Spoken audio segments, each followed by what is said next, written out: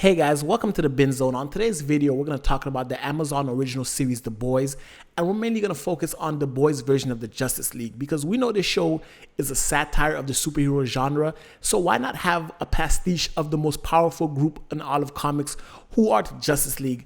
So in this video, we're going to be breaking down the characters, the members of the Seven, as well as how they correlate to the main Justice League and which characters they're pastiches of. And we're going to start off with the leader of the Justice League, the Seven, and that is the Homelander.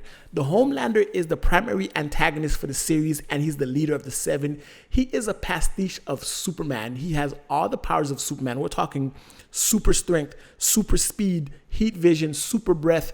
The only difference is, as opposed to being solely Superman, he's also a characterization of Captain America with the American values and the representation of what it means to be American.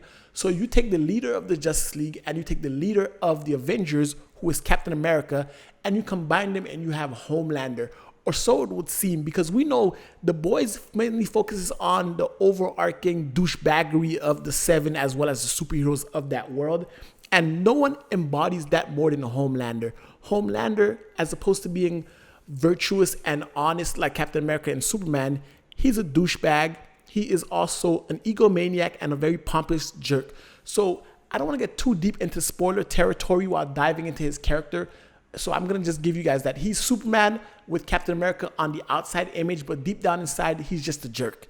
Moving on to the next member of the Seven, and that would be Queen Maeve. Queen Maeve is a pastiche of Wonder Woman, and that's because she has the same powers as Wonder Woman: super strength, flight, durability, and she is more compassionate than the rest of the members of the Seven, kind of how Wonder Woman has the power of compassion, and she has the Amazonian outfits as well as the heritage.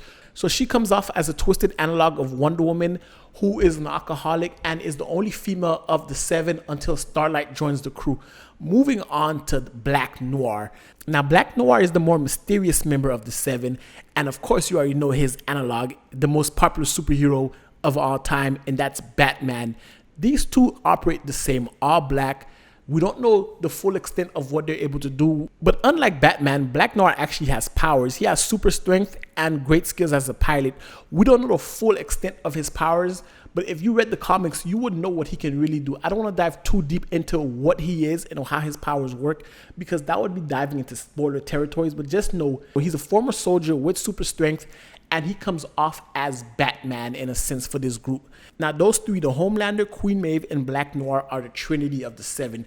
Kind of how Batman, Superman, and Wonder Woman are the Trinity and the pillars of the superhero community in DC Comics. These three are the Trinity and the pillars of the superheroes and the Boys, and they represent everything wrong with superheroes in the world that this show is trying to incorporate. So kind of like Superman, Wonder Woman, Batman are the ideals of every superhero in DC, these guys are the ideals of every superhero in The Boys, but in a more twisted and dark way, because they're more violent, they're more greedy, self-centered, self-serving, as opposed to being true altruistic heroes. Now that we have the Trinity of the Seven in place, let's go down the list of the next four heroes, because all of these guys are pastiches of the Justice League. Next, we have Trainee, and his powers is super speed. He is the pastiche of the Flash, but not Barry Allen. He is more so Wally West, and this show overemphasizes the fact that he's kind of the Wally West of The Boys. So he's not used to being in the limelight or being a superhero. So when you see what he does in the trailers and how that has repercussions later on in the series, he doesn't know how to handle that just yet, because he's not as cold, calculating, and hardcore as the Homelander. So he does feel some sort of guilt for his actions, even though he's still a douche like the rest of the members of the Seven. Now, moving on, we have our version of Aquaman, and he is the Deep.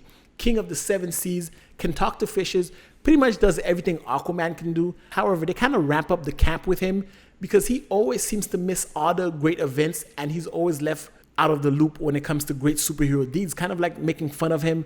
He's not a real superhero, in the same way that people made fun of Aquaman for years for being kind of lame and never the coolest hero. The Deep is that personified, and of course, he's just like the other members, a jerk and a douche. And then we have Translucent.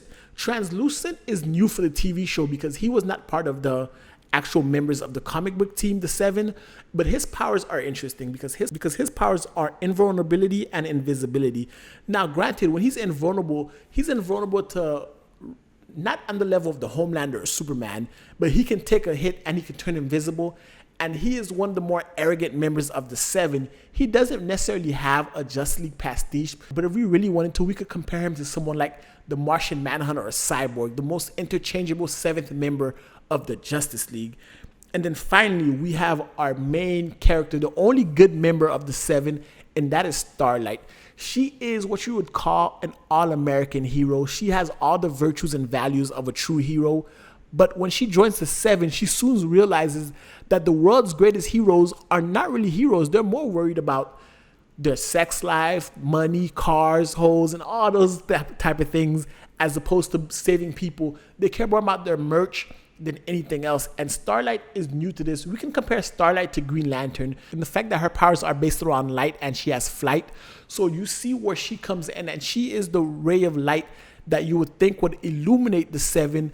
But no, they start to corrupt her. And again, I don't want to dive too deep into just who she is, but Starlight is the ideal embodiment of what we think a hero would be in a world full of depraved heroes who act no better than the villains themselves and are more concerned with fame, fortune, and their brand as opposed to actual heroism.